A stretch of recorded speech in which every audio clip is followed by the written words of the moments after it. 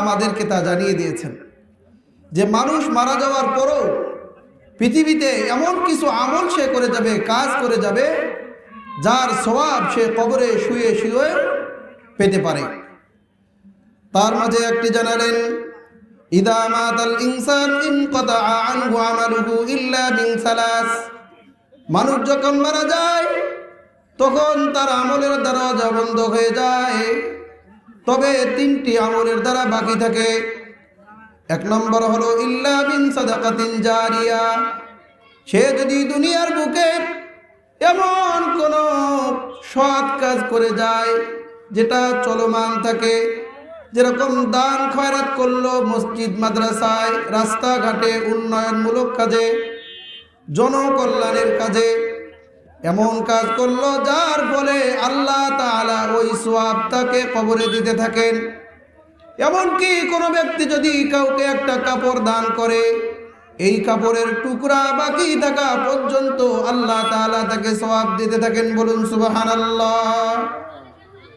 2 নম্বরে নবীজি বলেন, আও ইলমিন ইনতাফাউ বিহি। সে তার জীবনে এমন জ্ঞান শিখে যায় যেই জ্ঞানের কারণে সে কবরে সওয়াব পেতে পারে। যেমন দুনিয়ার বুকে সে দ্বীনি ইলম শিক্ষা করেছিল, দ্বীনি জ্ঞান শিক্ষা করেছিল, ভালো জ্ঞান শিক্ষা করেছিল, আর সে তার ছাত্রদেরকে শিক্ষা দিয়েছে, এরকম তার ছাত্র তার ছাত্রদেরকে শিক্ষা দিবে, এরকম কিয়ামত পর্যন্ত চলতে থাকবে। তাহলে কবরে শুয়ে শুয়ে সে কিয়ামত পর্যন্ত এই জ্ঞানের সওয়াব পেতে পারবে। 3 নম্বর নবীজি বলেন, আও ওয়ালাদিন সালিহিন ইয়াদউ লাহু। অথবা পৃথিবীর মুখে সে অত বড় দান খয়রাত করতে পারেনি, সে জনকল্যাণমূলক কাজে কোনো অর্থ ব্যয় করতে পারেনি, নিজে কোনো ওরকম উপকারী জ্ঞান অর্জন করতে যেতে পারেনি, বরং আল্লাহ তাআলা তাকে যে সন্তান দিয়েছিল ওই সন্তানকে সে নেককার সন্তান বানিয়েছে। এই পুণ্যবান সন্তান পৃথিবীতে রেখে যাওয়ার কারণে আল্লাহ তাআলা এই সন্তানের ইস্তিগফার এবং নামাজ এবং দোয়ার বরকতে ওই ব্যক্তি কবরে শুয়ে থাকবে, আর আল্লাহ তাআলা তার কবরে সওয়াব দিতে থাকবেন। বলুন সুবহানাল্লাহ। আমার সন্তানকে যখন আমি নিক্কার রেখে যাব, আর সে নামাজ পড়ে দোয়া করবে, রব্বির হামহুমা কামা রব্বায়ানি সগীরা।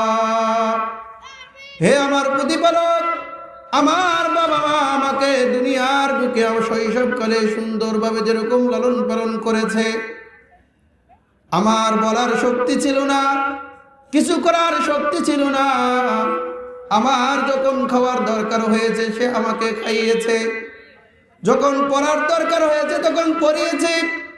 সুতরাং আজকে তারা তোমার দরবারে চলে গিয়েছে, আজকে তুমি আমার বাবা মাকে তোমার রহমতের কোলে লালন পালন করো। সে তার বাবা মার জন্য ইস্তিগফার করবে, আল্লাহ আমার বাবা মাকে মাফ করে দাও। এই আমলের কারণে আল্লাহ সুবহানাহু ওয়া তাআলা তার জান্নাতের মর্যাদা বৃদ্ধি করে দিবেন। হাদিসে পাকের মধ্যে এসেছে, আবু হুরায়রা রাদিয়াল্লাহু তাআলা আনহু থেকে বর্ণিত, নবীজি বলেন, ইন্নার রাজুলা লা তুরফাউ দারাজাতুহু ফিল জান্নাহ। যে একজন ব্যক্তি জান্নাতে গিয়ে দেখবে যে তার আমলের কারণে যতটুকু পাওয়া দরকার, কিন্তু তার চেয়েও তাকে বড় মর্যাদা দেওয়া হয়েছে, উন্নীত করা হয়েছে। ফায়াকুলুনা আন্না হাযা।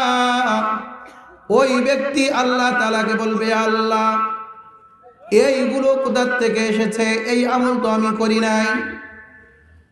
ফায়ুকাল বিইস্তিগফারি ওয়ালাদিকা লাক।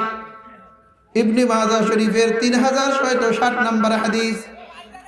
নবীজি জানিয়ে দিয়েছে, আল্লাহ তাআলা বলবেন, তুমি তোমার জীবনে নেককার সন্তান দুনিয়াতে রেখে এসেছো, আর সে নামাজের পরে আর যখন তোমাকে স্মরণ হয়েছে, তোমার জন্য ক্ষমা প্রার্থনা করেছে, তার ক্ষমা প্রার্থনা করার কারণে, তোমার সন্তানের ক্ষমা প্রার্থনা করার কারণে আল্লাহ তাআলা তোমার আমলের চেয়েও বড় বড় জান্নাত